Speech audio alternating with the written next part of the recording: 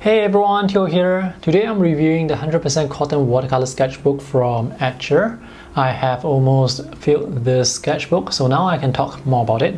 Here's the bottom line. It works quite well with watercolor. Etchr Lab is a company that sells art supplies such as pens, brushes, watercolor, palettes, sketchbooks, bags. They also have training videos. So these are the sketchbooks available on their website. They have the Perfect Sketchbook series, which I have reviewed before.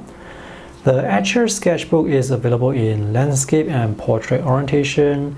They also have this accordion sketchbook and paper sample for testing. All the sketchbooks mentioned earlier are using watercolor paper made with 100% cotton, so they are noticeably more expensive compared to non-cotton watercolor sketchbooks. Take this A5 size sketchbook, for example. This is US $29, and the company only sells the Etchr sketchbooks in bundle of 3. So 3 of these will be $87 US at the time of this review, and the price is inclusive of free international shipping.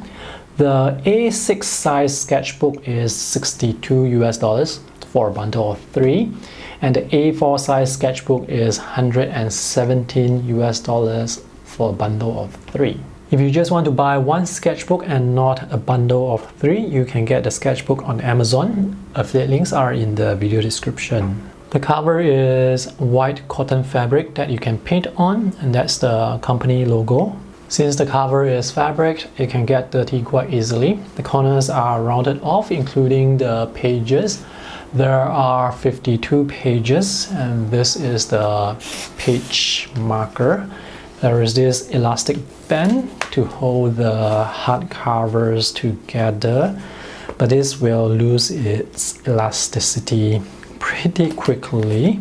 I will have to cut this off in the future when this becomes too loose, and I've done so several times with my other sketchbooks.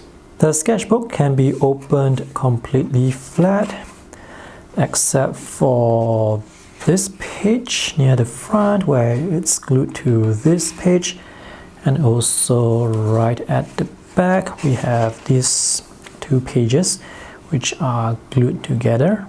There's a pocket at the back of the sketchbook. The binding is tight, but not too tight. It's just nice. The threads can be seen here. 1, 2, 3.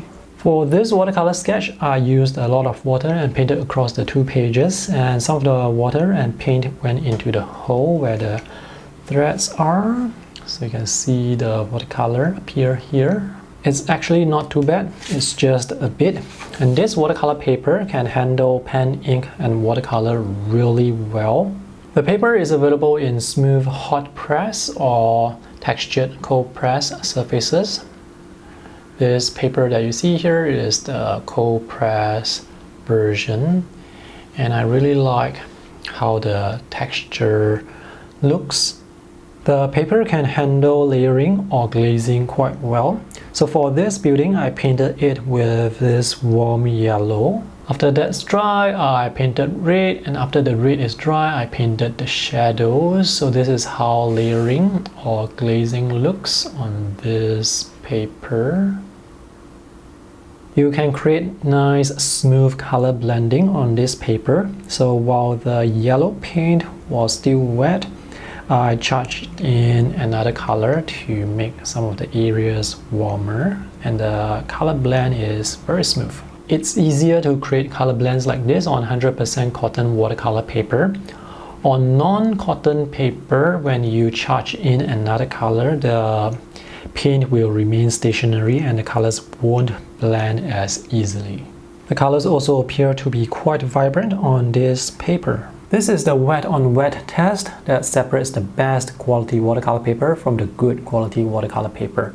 So on the Etchr sketchbook, you can paint gradations rather easily. You can have the colors blend softly together with the right technique.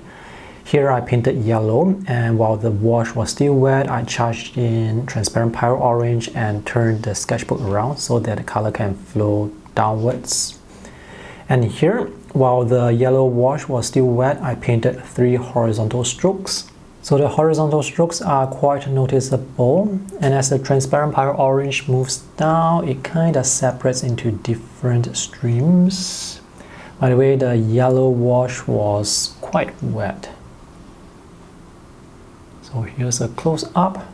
Just for comparison purposes, this is Etchr's watercolor paper, and the horizontal strokes are less noticeable. The third stroke is not noticeable, and the colors blend into the blue wash really nicely, very softly. This is Fabriano Rosa Spina paper made with 60% cotton content, so the horizontal strokes here are able to blend very softly into the wash. On top quality watercolor paper, you don't need to spend as much effort to have the colors blend softly using wet on wet techniques. However, that did not stop me from painting this. I was still able to get the colors to blend here in the sky, on the building, and also on the ground here. And for this sketch, I was able to have the colors blend softly as well. This paper is quite easy to work with. The cold press paper is 230 GSM, the hot press is 220 GSM. This is graphite, colored pencils, and watercolor. Now graphite pencils work really well on this paper, so the lines are quite sharp. This is the same, graphite, colored pencils, and watercolor. And here as well.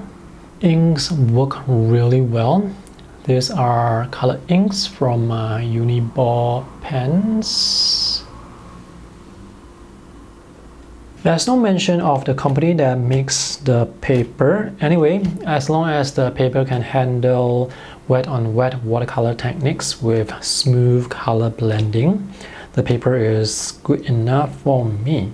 So this is a pretty good watercolor sketchbook I can recommend very easily. I don't have many negative things to say except for the elastic band here, which will become more loose in the future.